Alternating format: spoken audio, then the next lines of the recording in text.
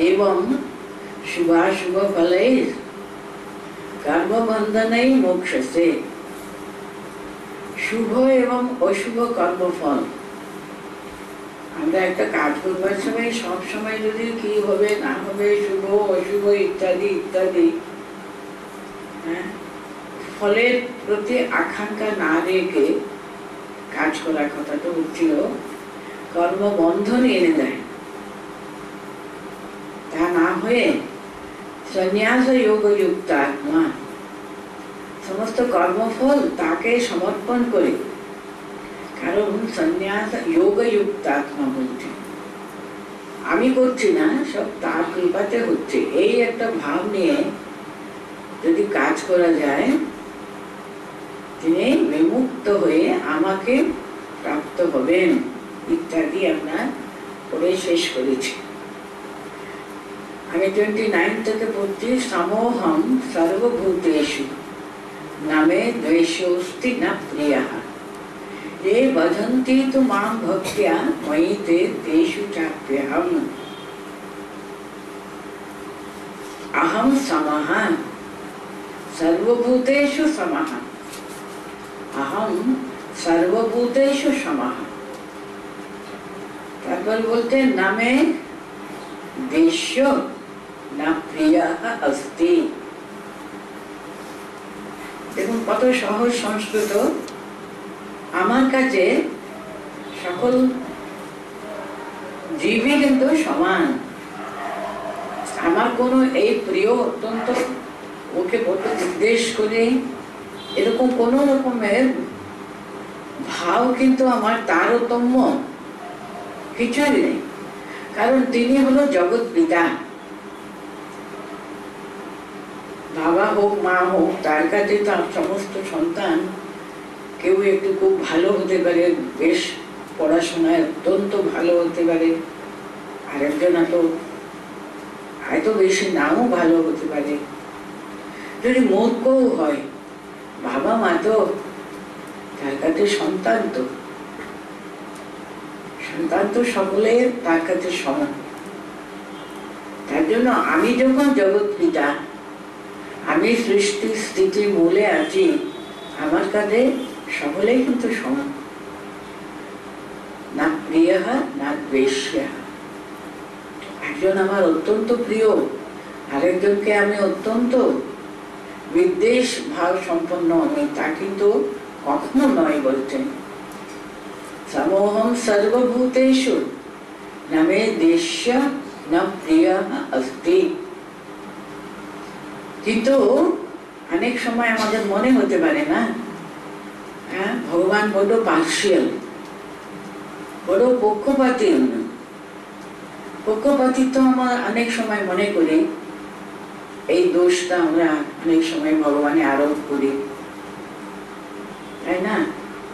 কিন্তু উনি বলতেন এ ভজন্তি তো মে ভক্ত্যা তে ময়ি अहम चा तेषु।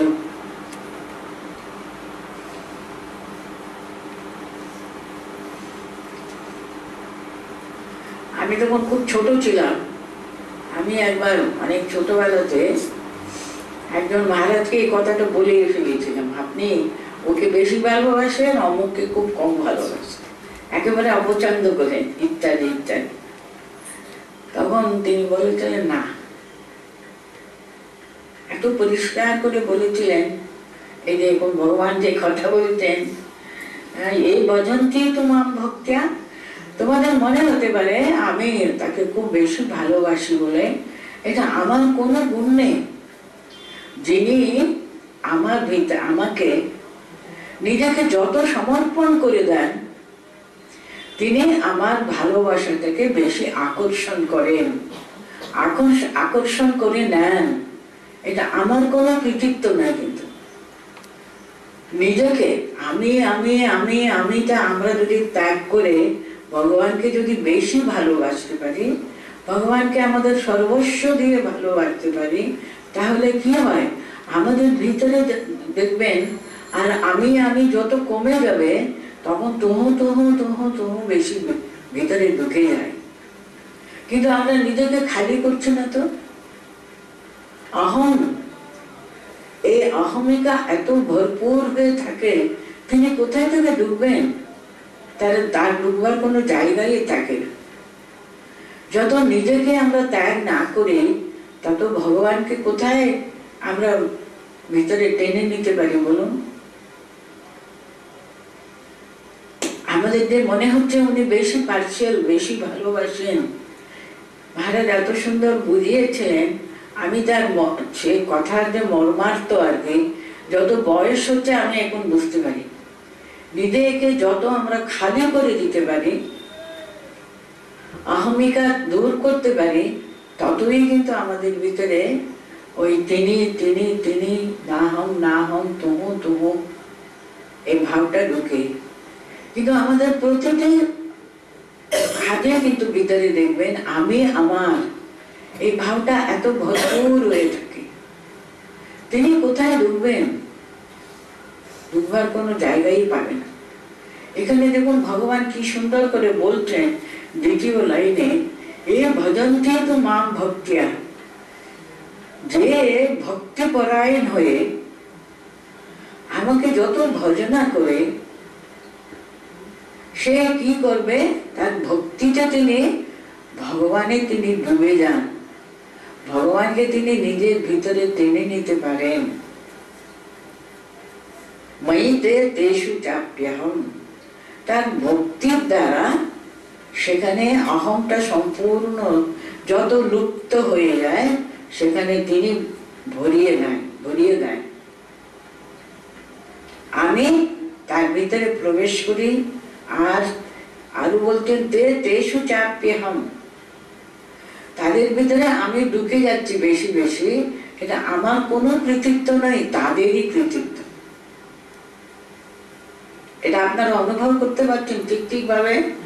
আমরা যত নিজেকে ত্যাগ করতে পারি, অহংটাকে ত্যাগ করতে পারি, না হম না হম, এই ভাবটা কিন্তু খুব কম আমরা অর্জন করতে পারি।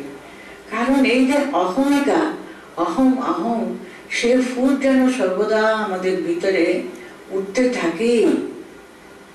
আমি আমি করেছি, আমার জন্য এটা হলো, কিন্তু আমি কত খেটেছি না, এই ভাবটা সদা সর্বদা আমাদের ভরে থাকে।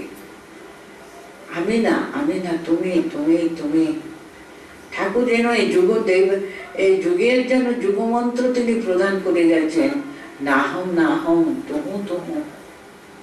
সব সময় তিনি তিনি তিনি তিনি তিনি ময় হয়ে গেলে আর ওখানে আমিত্বটা আস্তে আস্তে সম্পূর্ণ মুছে ফেলা। ওখানে আর কোথাও আমি থাকবেই না। যেখানে আপনি টিকে টিকে দেখবেন শুধু তিনি, আর আমি থাকি না। তার জন্য ইনি বলছেন, এই ভজন্তি তোমাম ভক্তিয়া, যে আমাকে পরম ভক্তির দ্বারা আমাকে ভজনা করে, ময়িতে, আমি তাদের ভিতরে থাকি, ঢুকে যাই। আর তেষু চাপে আহম, ওরা আমার ভিতরে ঢুকে যায়, আমি তাদের ভিতরে ঢুকে নি। মানে আর আমি কোথাও থাকবে না, শুধু উনি যত ওকে প্রকাশ করতে পারে, ভগবানকে তত উনি প্রকাশ করতে পারে। আমি সেদিন গতবারে এই কথাটা আপনাকে বলেছিলাম। সেটা হলো, দেখুন এটা তো পরম সত্য, কিন্তু পরম সত্যটা কি? ভগবান যখন সৃষ্টি করলেন, তার যখন ইচ্ছা হলো জগৎকে সৃষ্টি করলেন। কেন জগৎকে সৃষ্টি করলেন? আমি বহু হব। একাতে তিনি এখন তিনি অনেক নেমে এসছেন, এখন দ্বৈত ভাবে তিনি বিরাজ করতে চান। একত্ব আর ভালো লাগছে না, বহু হবেন তিনি। বহু শ্যাম ভীতি, আমি বহু হব, বহুর মধ্যে আনন্দ করব। এই যে তিনি বহু হলেন, বহুরূপে তিনি প্রকাশ করে আনন্দ করতে চান। কিন্তু ইন্ডিভিজুয়াল সমস্ত গুলো, ওই ইন্ডিভিজুয়াল সেলফ গুলো এত বেশি নিজেদেরই মহিমা প্রকাশ করতে চায়, তারা ভুলে যায় তাদের কোনো অস্তিত্ব নেই। তিনি বহু হয়েছেন, উনি বহু হয়ে আনন্দ করতে চাইলেন। সেখানে যদি আমরা নিজেদের অস্তিত্বটা এই ছোট ছোট কাঁচা আমিগুলো যদি এত বেশি প্রবল হয়ে নিজেদের যদি প্রতিষ্ঠিত করতে চায়, নিজেদের আমি আমার এই অহংকারে মত্ত হয়ে নিজেকে যদি প্রতিষ্ঠিত করতে চায়, কি হবে? উনি সেখানে প্রকাশিত হতে পারছেন না। উনি বহু হবেন, আনন্দ করবেন, বহুর মধ্যে তিনি আনন্দ লাভ করবেন বলে বহু হলেন। আমরা সেই বহুর মধ্যে তাকে প্রকাশ করতে যদি না দিই, বহুর মধ্যে তিনি আনন্দ করবেন সেটা না দিয়ে এই ছোট ছোট কাঁচা আমিগুলো নিজেকে নিজেকে নিজেকে যদি প্রকাশ করতে যদি চায়, তাহলে উনিও কুণ্ঠিত হবেন। উনি আর কোথায় প্রকাশ পাচ্ছেন না তো। Each individual, it wants to have so much of prominence of its own. ও ভুলে যাচ্ছে আমার অস্তিত্বই নেই। তিনি তিনি তিনি তিনি নাহম নাহম তুহু তুহু, এই ভাবটা যত আমাদের ভিতরে ঢুকে, আমি না, তার ইচ্ছা পূর্ণ হোক, এই ভাবটা যত আমরা ভিতরে আনতে পারি, আমাদের নিজেদের পূর্ণতা কিন্তু আমি পাবো। আমি ভুলে যাই তাকে প্রকাশ না করতে পারলে আমার কোনো পূর্ণতা, আমার কোনো অস্তিত্বই নেই। আমি এই কাঁচা আমির উপর এত আঁকড়ে ধরে ওই কাঁচা আমি নিয়ে একেবারে মত্ত হয়ে থাকে। দেখুন, যিনি সে পরব্রহ্ম রূপ স্বয়ং, তিনি সচ্চিদানন্দ পরব্রহ্ম, তিনি নিজেকে প্রকাশ করবার জন্য সৃষ্টি হলো। কিন্তু এই কাঁচা আমিগুলো এত প্রবল হয়ে তাকে প্রকাশ করতে না দিয়ে তার কাজটা পরিপূর্ণ করতে সাহায্য করা হচ্ছে না। তাই জন্য সবকিছু মাটি হয়ে গেল, নিজেরও আনন্দ নেই আর তার প্রকাশ করবার সুযোগও করে দিচ্ছে না আমরা। এইভাবে আর কি সব দিকে ইহ নষ্ট তত ভ্রষ্ট হয়ে নষ্ট হয়ে যায়। এই ভজন্তি তুমাম ভক্ত্যা ময়ি তে তেষু চাপ্যম, এত সুন্দর করে বলছেন। ওর ভক্তির জন্য, ওর ভক্তির প্রকাশে কিন্তু ওরা আমাকে এত টেনে নিয়ে নিজেকে ওখানে প্রকাশিত, ওরা সরে যায়। ওই কাঁচা আমিগুলো সরে গিয়ে শুধু সেই পাকা আমি, সেই সচ্চিদানন্দ স্বরূপ সেই প্রকাশ পাচ্ছে। তাহলে পূর্ণত্ব লাভ করতে, পরিপূর্ণ হবার চেষ্টাতে তার সাহায্য করতে, তার জন্য সেখানে আনন্দ। সমোহম সর্বভূতেষু নামে দেশস্তি না প্রিয়া, এই ভজন্তি তুমাম ভক্ত্যা ময়ি তে তেষু চাপ্যহম, अपि चे सुदुराचारो भजते माम अनन्यभाग, साधुरेव समन्तव्य सम्यक व्यवसितो हि सहा। এটা হলো গীতার একটা পরম সুন্দর, পরম শ্রেষ্ঠ শ্লোক, কত আশাপ্রদ। দেখো, যতই আমরা না বুঝে নিজের অহংকারের উপরে এত নির্ভর করে কত রকমের দুরাচার আমরা করতে পারি, প্রযুক্ত হতে পারি। মানে তাকে ভুলে গিয়ে অন্যরকম আচরণ করা। দুরাচারী মানে কি? সে আসরিক শক্তির, আমাদের অন্তর্নিহিত তমগুণের প্রকাশ। ওইটা আমিকে এত বেশি ওদের ফুলে পেঁপে যেন আমারই সুখ চাই, জগতে আমি একমাত্র বিরাজ করছি, অন্যদের কোনো সুখের জন্য তাদের কোনো, আমরা তাদের ভালো মন্দ কিছু দেখছি না, শুধু নিজেরই অ্যাগ্রেন্ডাইজমেন্ট, নিজেকে একেবারে প্রাধান্য দেওয়ার জন্য এত উঠে পড়ে লাগা। এখানে বলতে দুরাচারী, সদাচারী দুরাচারীর তফাৎ থেকে সদাচার ব্যক্তি কি করে অন্তর্নিহিত ভগবানকে প্রকাশ করবার চেষ্টা করে, দুরাচারী কি করে ওকে ধাবিয়ে রেখে দিয়ে নিজের স্বার্থ সিদ্ধির জন্য যে কোনো রকমের আচরণে তার কোনো রকমের দ্বিধা থাকে না, তাই করছে। নিজের সুখ স্বাচ্ছন্দ্যের জন্য যে কোনো কিছু করতে তার কোনো অন্তরের কোথাও কিছু কিন্তু আটকায় না, সে দুরাচারী। কিন্তু ভজতে মাম অনন্যভাগ, ও যখন বুঝে নিয়েছে আমার হয়েছে এরকম চললে কোনো লাভ হলো না, তখন ভগবানের স্মরণ নিয়ে যদি মোট ফিরিয়ে নেয়, মোট ফিরিয়ে নিল আর কি, ভজতে মাম অনন্যবাদ, ঐকান্তিক ভাবে যদি আমার স্মরণ যদি নেয়, সঙ্গে সঙ্গে কিন্তু ভগবান কি কথা বলছেন, সাধুরেব সমন্তব্যঃ সম্যক ব্যবস্থিত হিসঃ। সঙ্গে সঙ্গে দেখুন মনের ভিতরে আমি তোমার স্মরণ নিলাম, আমি তোমার হতে চাই, আমি ভুল করেছি, এত ভুল করেছি বাবা, কতদিন ভুল পথে আমি ঘুরেছি, কিন্তু ঘুরে ঘুরে মরেছি, এতটুকু সুখ পাইনি, আনন্দ পাইনি, শুধু নিরানন্দে দিন কাটিয়েছি। কিন্তু এখন সে মনে ঠিক করেছে কোন কোন পথে চললে ঠিক ঠিক আমি অন্তরে প্রশান্তি আনন্দ অনুভব করতে পারি।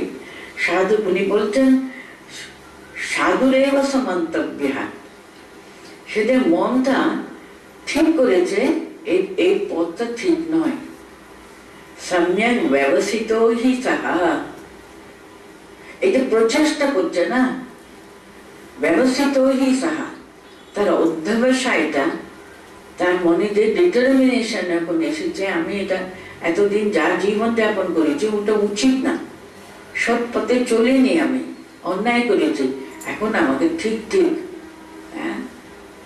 সে পথটা ছেড়ে দিয়ে সে সবে মাত্র ঠিক পথে পা বাড়ালে হলো, তিনি একেবারে দুহাত নিয়ে তাকে তুলে নেবেন। আন্তরিক ভাবে সে অন্তরের যে ঐকান্তিক ভাবে যদি ডাক দিলে হল, আমার অন্যায় হয়েছে, আমি তোমাকে ভুলে এতদিন কাটিয়েছি, আর না, আর এরকম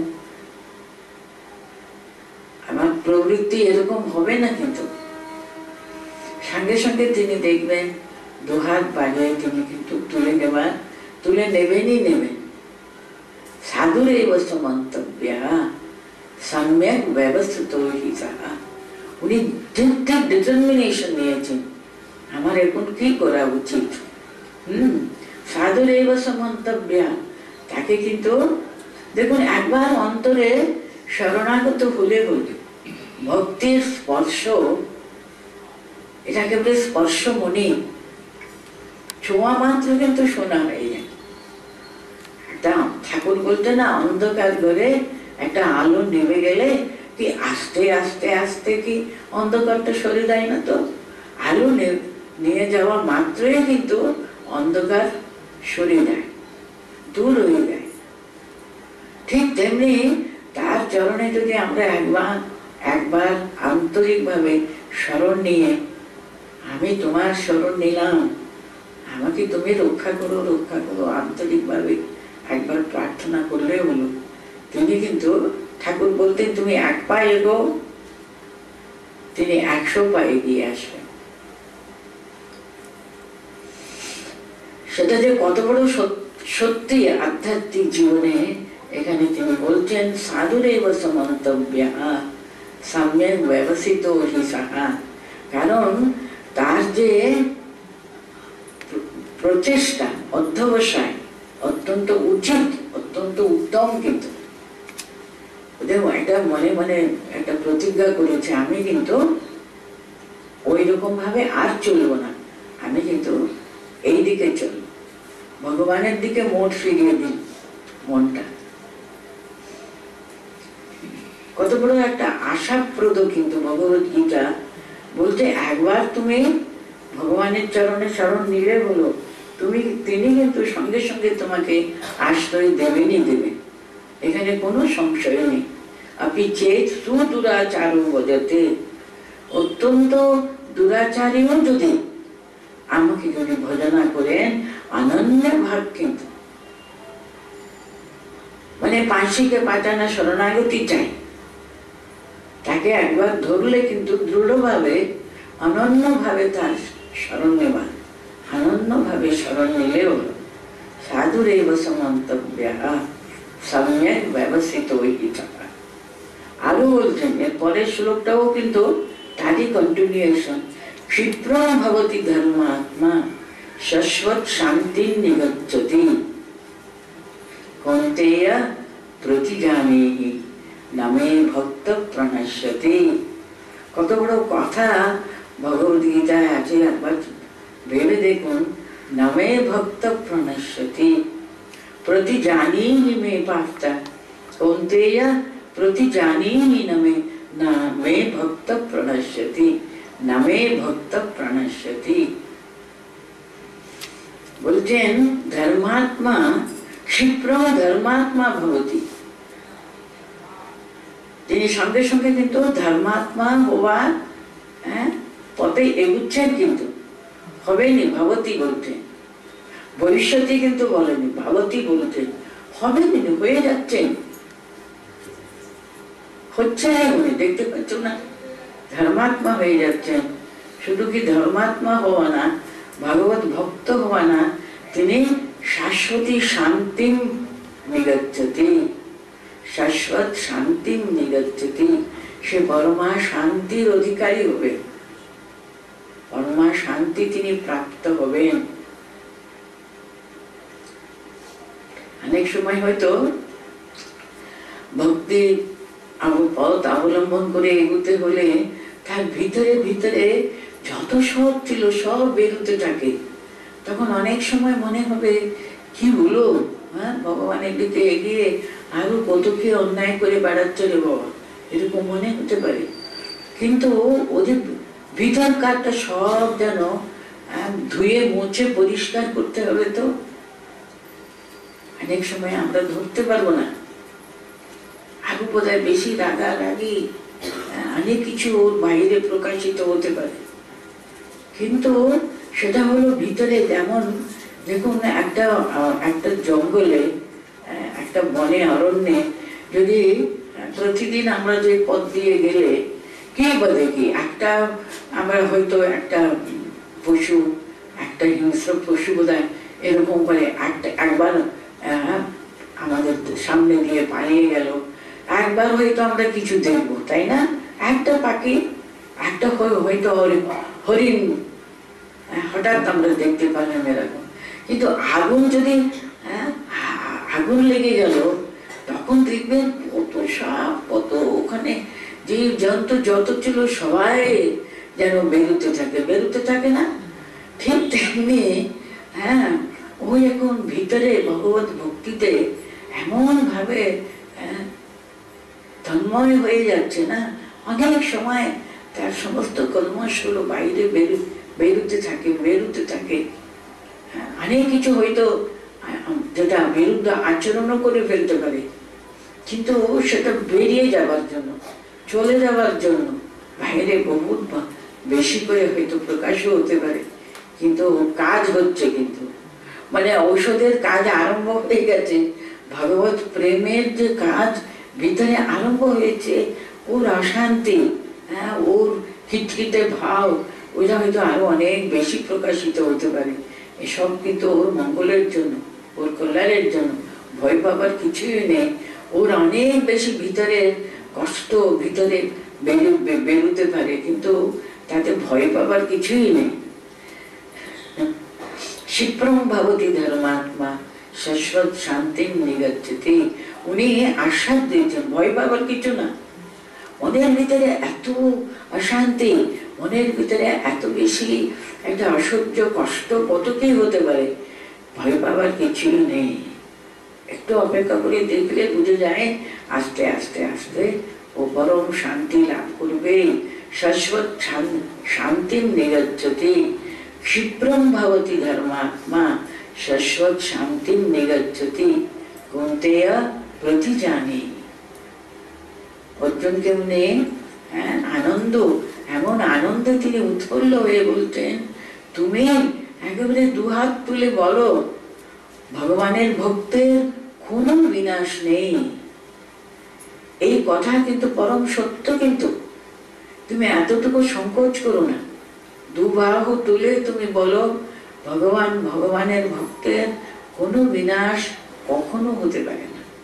প্রতি জানি মেয়ে পাঁচটা নামে ভক্ত প্রণাশিত। তুমি এটা নিজে প্রতিষ্ঠিত হয়ে পরম সত্যে, তারপর তুমি একেবারে ঘোষণা করে বলতে পারো ভগবত ভক্তের কখনো কোনো বিনাশ হতেই পারে না, হতেই পারে না। অনেকেরা বলতে পারে দেখুন না এখন তো আরো অধোগতি যাচ্ছে, তা কিন্তু নয়। একটু একটু দাঁড়াও, একটু অপেক্ষা করো, দেখবে ও কত বড় পরম ভক্ত হয়ে যাবে, কোনো অসুবিধা নেই। ক্ষিপ্রম ভবতি ধর্মাত্মা, ও বহু শীঘ্রই কিন্তু ও পরম ধার্মিক হয়ে যাবে আর পরম শান্তির অধিকারী হবে, পরম শান্তির অধিকারী হবে। করতে হয় তোমাকে, আমি বলছি আমার কথা বিশ্বাস করো, তুমি বিশ্বাস করে শ্রদ্ধাবান হয়ে ডিক্লেয়ার করতে পারো, ঘোষণা করতে পারো ভগবানের ভক্তের কিন্তু কোনো বিনাশ নেই। একবারও যদি আন্তরিকভাবে ভগবানকে ডেকেছে না, ওর জীবনে পরম শান্তি লাভ হবেই হবে। আজকে না কালকে, কালকে না হলে তার পরের দিন ও পরম শান্তি লাভ করবে। একটু অপেক্ষা করো, শীঘ্রই হবে, শীঘ্রই হবে, কোনো ভয় নেই। ক্ষিপ্রম ভবতি ধর্মাত্মা শাশ্বত শান্তিম নিগচ্ছতি কৌন্তেয় প্রতিজানেহি নমে ভক্ত প্রণশ্যতি মাম হি পার্থ ব্যপাশ্রিত্য ये अपि स्युः पापयोनयः स्त्रियो वैश्यस्तथा शूद्रो ते अपि यान्ति परां गतिम् मां हि पार्थ व्यपाश्रित्य। যারা একবার আমার শরণ নেবে তারাও, মানে ওরা যাই হোক না কেন, ভগবানের নামের তার জন্ম খুব শ্রেষ্ঠ জন্ম হওয়া দরকার। পাপী পুণ্যবান ভালো মন্দ কোনো তফাৎ নেই কিন্তু এখানে। অত্যন্ত হীন কুলে জন্মেছে, ও ব্রাহ্মণ নয়, ও অত্যন্ত একেবারে অত্যন্ত হীন জাতি। তখনকার দিনে দেখুন স্ত্রীও বৈশ্য তথা শূদ্র অপি বলে দিলেন। স্ত্রীগণকেও উনি তখন দেখুন, পৌরাণিক যুগ তো, ক্লাসিক্যাল যুগ, মানে বৈদিক যুগে মেয়েদের কত উন্নত স্থান ছিল, তাই না? তাদের কিন্তু কোনো তফাৎই করতো না সংসারে, কারণ যেখানে স্ত্রী পুরুষের কোনো আত্মাতে কোনো ভেদ ছিল না, সকলের অধিকার ছিল।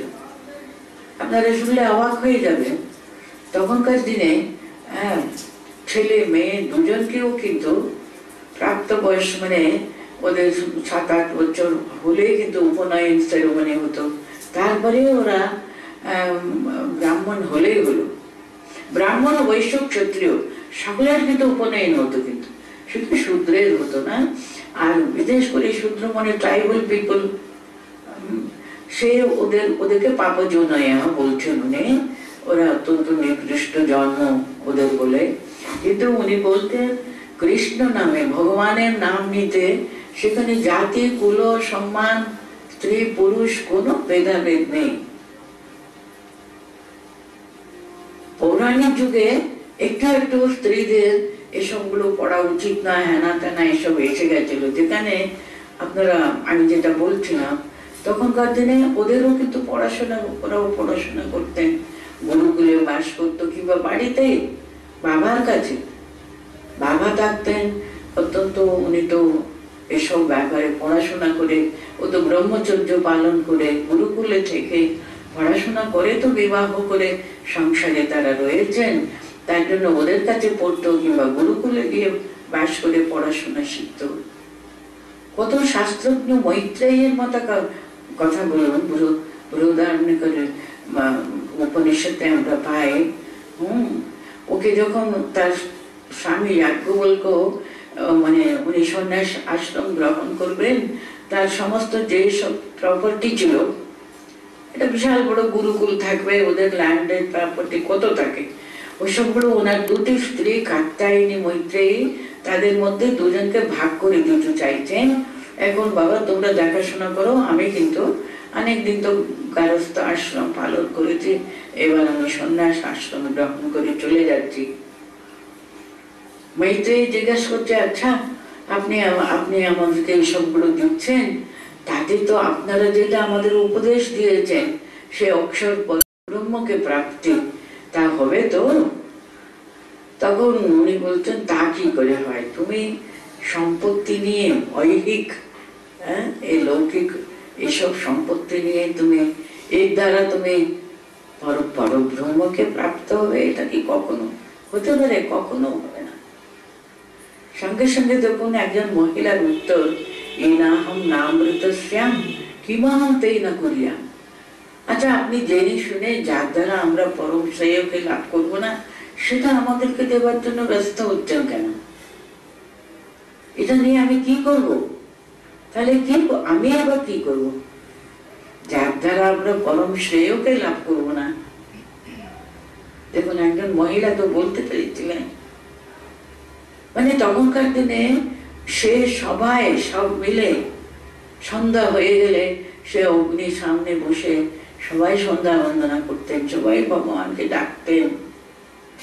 আপনারা একটু সে উপনিষদ বৈদিক যুগের কথাটা ভাবুন, তখন কত শ্রেষ্ঠ শ্রেষ্ঠ ব্রহ্মবাদিনীরা একেবারে কত কত শত শত তারা একেবারে সংসারে ছিলেন, সংসারে থাকুন, সংসার ত্যাগ করে চলে গেছেন। গার্গী, মৈত্রেয়ী, কত কত নামগুলো আছে। কিন্তু দেখুন, তাদের আস্তে আস্তে আস্তে তাদের এই পড়াশোনা ইত্যাদি কমে যাচ্ছে। তার জন্য এখানে এই যুগে পৌরাণিক যুগ বলা হয় এই যুগকে, সেই যুগে দেখুন আস্তে আস্তে ওদের অনেক গৌরবটা সমাজে, পড়াশোনাটা সমাজে ওদের অনেক কারণ আছে। তার জন্য বিদেশিদের আক্রমণ ইত্যাদি ইত্যাদি হয়ে খুব অল্প বয়সে বিবাহ ইত্যাদি, তাদের একটা সিকিউরিটির জন্য ইত্যাদি হয়ে পড়াশোনাটা কমে আসতে, তো জ্ঞানার্জনের জন্য শাস্ত্র জ্ঞান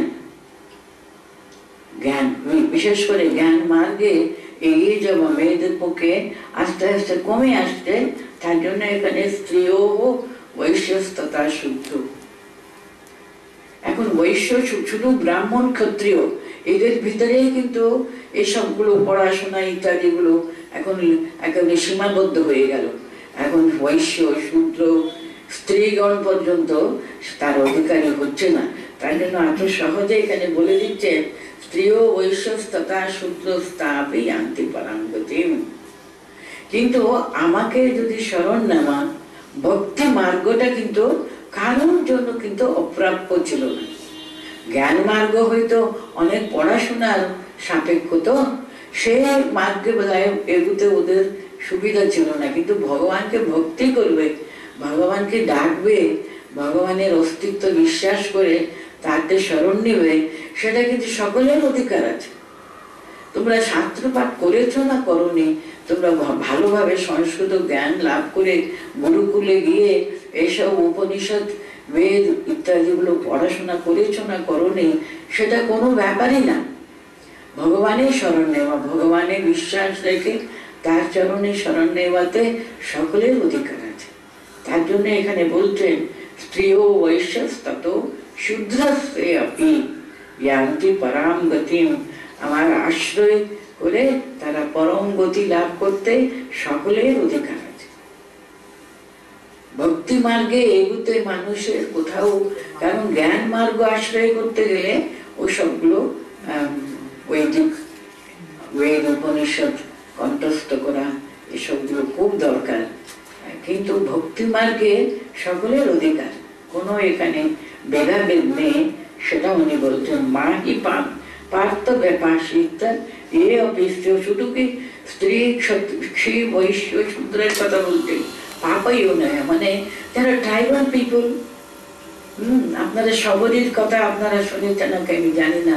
শবর কন্যা সে মাতঙ্গ ঋষি ওই আশ্রমে আশেপাশে, ও দূর থেকে ওদেরকে দেখতো, এত ভালো লাগতো। ছোট মেয়ে, মাতঙ্গ ঋষির আশ্রমে ও রাস্তা পরিষ্কার করা, জঙ্গল একটু কেটে পরিষ্কার করা, এসব করে করে মাতঙ্গ ঋষি ওকে এত ভালোবেসেছিলেন না। মাতঙ্গ ঋষি পরে অনেকেরা মাতঙ্গ ঋষির উপরেও বিরক্ত হয়েছিলেন।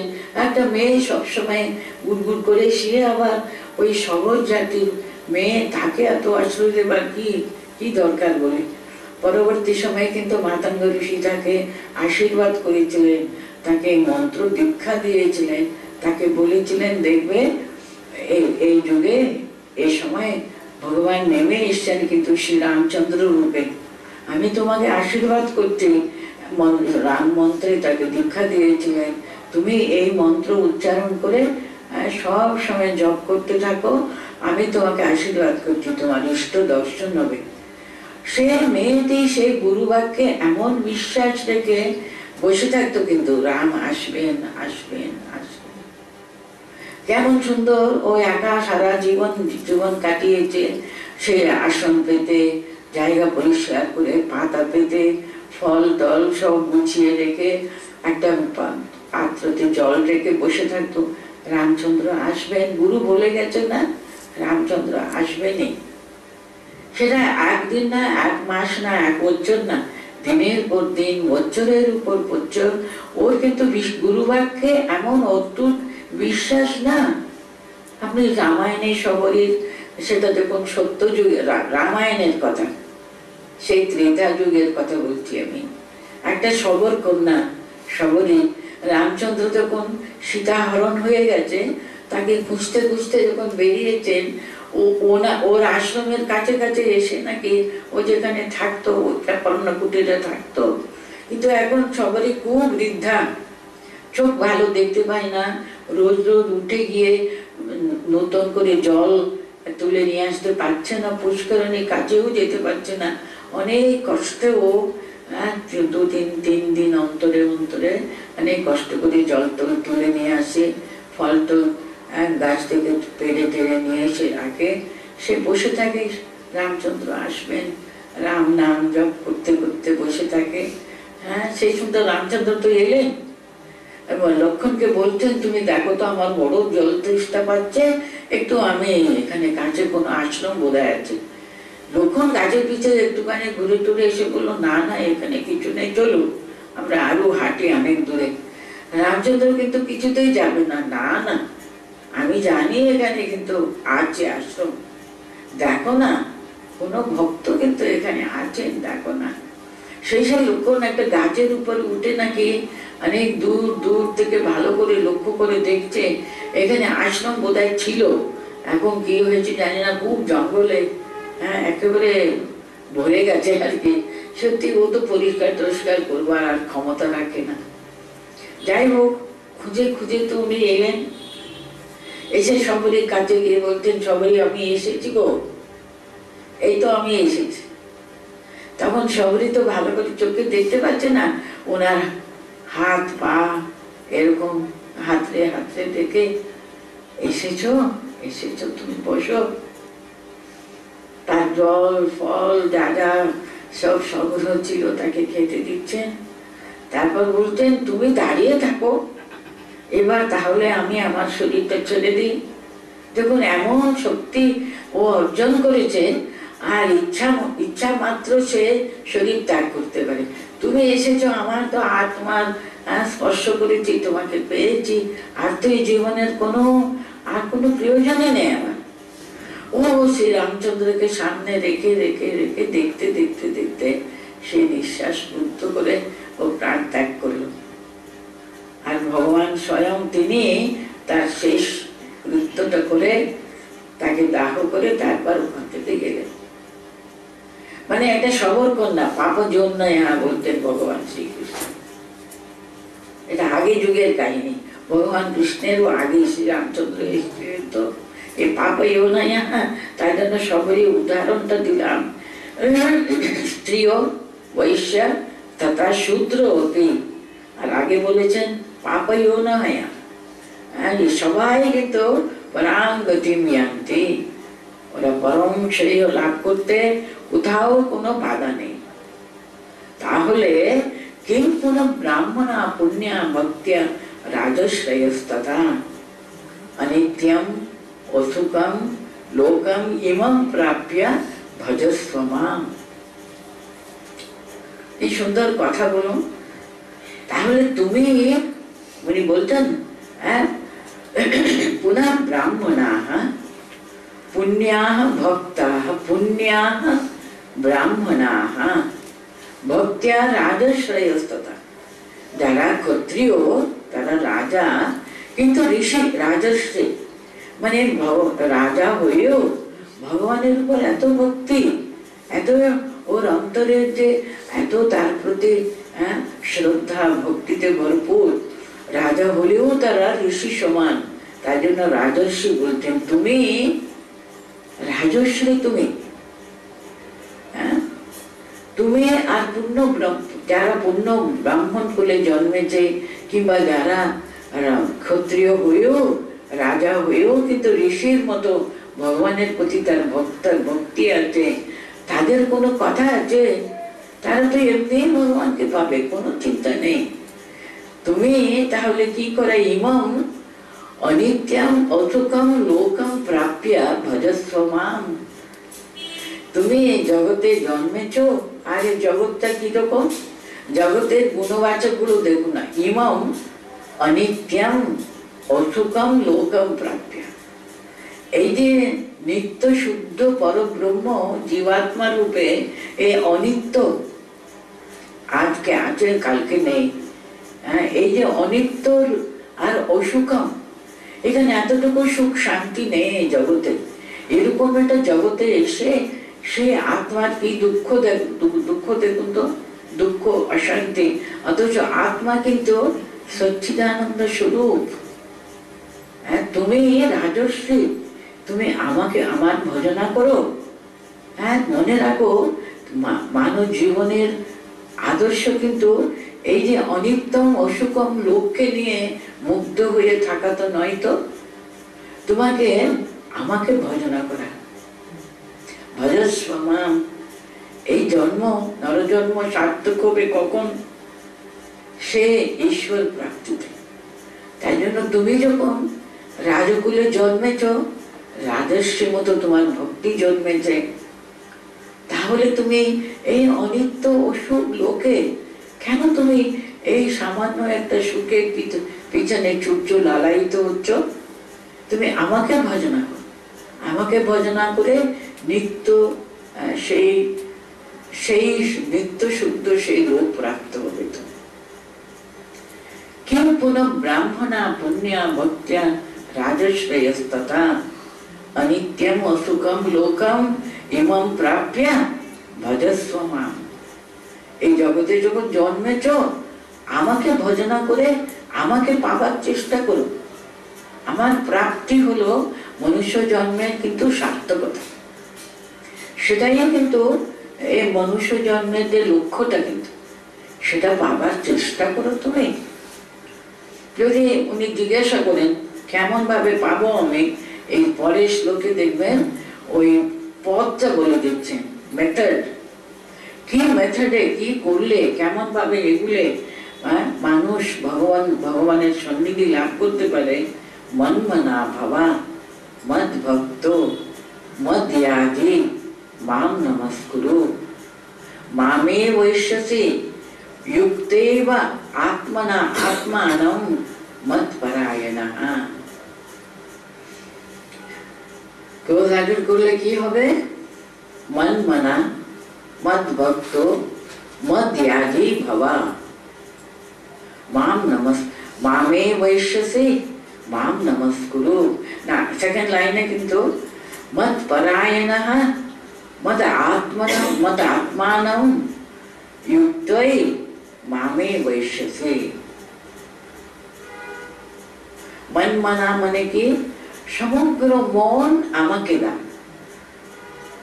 তোমার মনে আমার ছাড়া আর কোনো আর কারোর কোনো ব্যাপারে কোনো স্থানই থাকবে না। সমস্ত মনকে জুড়ে শুধু আমিই থাকবো। মনমনা ভবা। যদি আমরা বলি না না, সমস্ত মন তোমাকে দিয়ে দেওয়া এত সোজা ব্যাপার না, পারবো না আমি, তারপরে বলবেন ঠিক আছে পারবে না, মদ ভক্ত, অন্তত তোমার ভালোবাসা সে বরং শুদ্ধ ভালোবাসা আমাকে দিও। মদ্ভক্তা, যদি আমরা বলি তাও পাবো না বাবা। মধ্যাজি, তোমার সমস্ত যোজনা মানে জাগা কাজকর্ম করো, যে কোনো কাজ করো না কেন সব আমাকে স্মরণ মনন করে করো, সমস্ত ফল আমাকে সমর্পণ করো। প্রথম বলছেন মন মানা, পারবো না, সম্পূর্ণ দিতে পারবো না। মন ভক্তা, আমাকে ভালোবাসো, আমাকে ভক্তি করো, আমাদের একাগ্র করবার চেষ্টা করো, সেটাও সম্পূর্ণভাবে করতে পারবো না। আচ্ছা যা করো না কেন সব আমাকে সমর্পণ করো। সব কর্ম কিন্তু আমার জন্য করবে, তার সব ফল আমার জন্য সমর্পণ করবে। সেটাও যদি না পারো, মাম নমস্কুরু। আপনার গিরিশচন্দ্রের কথা মনে পড়ছে না?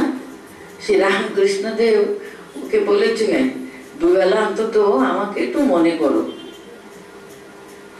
না প্রথম বলতেন তুমি শোবার আগে, খাবার আগে, সেটা তো মনে থাকবে। মানুষ সারা দিনে একবার তো খাবে, আবার একবার কেন 3 বার খায়, 4 বার খায়। খাবার আগে আমাকে মনে করে, আমাকে সমর্পণ করে, আমার স্মরণ মনন করে খাবে, তাহলে সহজ ওটা। খাবোই তো আমি, খাবার আগে তাকে স্মরণ করো। শোবই তো রে বাবা, শোবার আগে একটু ওকে সমর্পণ করো। উনি বললেন, বলে গেলেন বলতে পারবো না আমি কখন শোবো কখন খাবো, কোনো ঠিক ঠিকানা নেই। কথা দিতে পারলে না, পারবে না, ঠিক আছে। এরকম ভাবে উনি এটা পারবো না, এটা পারবে, এটা পারবে। অন্তত একটা আমাকে একবার স্মরণ, ঘুম থেকে উঠে আমাকে একটু স্মরণ করে প্রণাম করতে পারবে না? উনি সেটাও বলতে পারছে না, হ্যাঁ পারবো, কথা বলবো, কথা রাখতে পারবো না, হেজিটেট করছেন। শেষ শুনতে বললেন ঠিক আছে বকল মা দেবো, আমাকে বকল মা দিল, তোমাকে কিচ্ছু করতে হবে না। আর গিরিশ বাবু ভাবলেন বা কত সহজ ব্যাপার, বকল মা দেওয়া, উনি সব করে দেবেন আমার আগে। কিন্তু ওর না পরবর্তী সময় বলতেন বকল মা দেওয়া যে কত দুষ্কর ব্যাপার। তার ছেলে মরে গেল, যে ছেলেকে উনি এত ভালোবাসতেন, ওর একটা দৃঢ় ধারণাই হয়েছিল ভগবান শ্রী রামকৃষ্ণ দেব যেন তার ছেলে হয়ে এসছে। কিন্তু সেই ছেলে অল্প 10 বছরও বোধহয় পূর্ণ হয়নি, মারা গেল। এত শোক। তার দ্বিতীয় পত্নী তিনিও মারা গেলেন। উনি বলতেন আমার দুঃখ করবার অধিকার নেই, কারণ তিনি জানেন, তিনি দিলেন, তিনি নিয়ে নিলেন, আমার তো দুঃখ করবার অধিকার নেই। একটা হাতটা এরকম তুলছেন, বলতেন আমার জন্য মনে হয় তার ইচ্ছাতে কিন্তু আমি হাতটা তুলে আমি খেতে পারছি, হাতটা তুলে। তার মানে ভেবে দেখুন কেমন ঠাকুরময় হয়ে গেলেন তিনি। ঠাকুর বকলমা দাও বলে কেমন থাকে আপন করে নিলেন পুরোপুরি। নিঃশ্বাস ফেলতে গিয়ে মনে হবে তিনি তার ইচ্ছাতে সব হচ্ছে, আমি না, আমি না। ছোট্ট মন্ত্র দেখুন, না হোম না হোম তহু তহু। একেবারে আমাদের গিরিশ বাবু তাই হয়ে গেলেন, তার একেবারে মূর্ত বিগ্রহ হয়ে গেছিলেন। হ্যাঁ, এই যে মন মানা ভবা মদ্ভক্ত মাম ইয়াজি মাম নমস্কুর, সেই শেষে সমস্ত বকলমা তাকে দিয়ে দেওয়া মতো হয়ে যাবে। মাম নমস্কুরু বলছেন এখানে, মাম নমস্কুরু মানে কি সকলের অন্তরে আমি তো আছি, তাহলে সকলের কাছে তুমি মাথা নত করবে, কিন্তু সবাই কারোর বড় চেয়ে বড় তুমি নও, সকলকে প্রণাম করো। জগতে যাহা যাহা নেত্র পড়ে সব জায়গাতে আমি আছি, আমাকে নমস্কার করো। মানে আমার শরণ নাম, আমার শরণাগত হও তুমি, একমাত্র আমার স্মরণ করতে থাকে সদা সর্বদা। তাই করিয়ে নিলেন আর কি। এখানেও তাই অর্জুনকে ভগবান কেমন করিয়ে নিচ্ছেন, মন মানা ভবা মদ ভক্ত মদ ইয়াজি মাম নমস্কুরু মামে বৈশ্যতি। এখানে মত পরায়ণা, এখানে মত পরায়ণা মানে কি এক একান্তভাবে তার হয়ে যাওয়া, তার শরণ নেওয়া মানে তাতে একেবারে ডাইলিউট হয়ে যাওয়া, আর আমি কোথাও এতটুকু থাকে না, মত পরায়ণ হয়ে যাওয়া। অনন্য ভক্তির দ্বারা মানুষ কি হয়ে যেতে পারে দেখুন, মত পরায়ণ মদ আত্মানম। আমাতে তুমি সম্পূর্ণভাবে প্রতিষ্ঠিত হয়ে গেছে, মদ আত্মানম যুক্তৈব। আমার সঙ্গে একেবারে আত্মার শরীর যেমন এক তদাকারু কারিত, ঠিক তেমনি তুমি আমার সঙ্গে তুমি যুক্ত হয়ে যাবে, তাহলে মাময়ী বৈশ্যতি, আমাকেই প্রাপ্ত হবে, এখানে কোনো সংশয় নেই। এইভাবে দেখুন, এই নবম অধ্যায় হলো, আমরা যে আরম্ভ করলাম, ভগবান বলতেন তোমাকে রাজবিদ্যা, রাজগুহ্য কথা তোমাকে বলছি আমি। রাজবিদ্যা হলো পরম শ্রেষ্ঠ ওই ভক্তির কথা, আর রাজগুহ্য কথা ওই শরণাগতি হওয়া কথা, তার হয়ে যাওয়া। সম্পূর্ণভাবে কি করে মানুষ ভগবানেরই হয়ে যেতে পারে, তার হয়ে যাওয়া সম্পূর্ণভাবে, এ রাজগুহ্য, সম্পূর্ণভাবে ভগবানের তার কাছে একান্তভাবে শরণ নেওয়া, এই যে বিরাট বড় একটা গুহ্য কথা ভগবানের নবম অধ্যায়ে কিন্তু বলে দিলেন। যেমন আমরা আরম্ভ করেছিলাম নবম অধ্যায়টা, তখন আমরা দেখেছিলাম কিরকম, এটা দেখুন 18টি অধ্যায় তো, একটা হারে দেখবেন, একটা গোলার হারে মাঝখানে একটা পেন্ডেন্ট থাকে না, তার মধ্যভাগে। এই নবম অধ্যায় কিন্তু একেবারে গীতাতে একটা পরম শ্রেষ্ঠ অধ্যায়, তার সার সর্বস্ব দান এই নবম অধ্যায়ে আছে। অনন্য ভক্তি হলো ভগবদ গীতার যে শ্রেষ্ঠ শ্রেষ্ঠ কথা আর কি, সেই শ্রেষ্ঠ কথা এই নবম অধ্যায়ে তিনি রাজবিদ্যা, রাজগুহ্য যোগ, এই কথাটা বলে উনি শেষ করলেন। আমরা যে কটা শ্লোকগুলো আজকে পড়লো,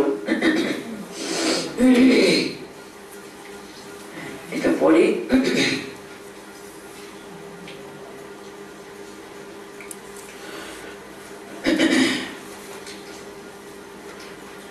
समोहम सर्वभूतेषु न मे द्वेषोऽस्ति न प्रियः ये भजन्ति तु मां भक्त्या मयि ते तेषु चाप्यहम्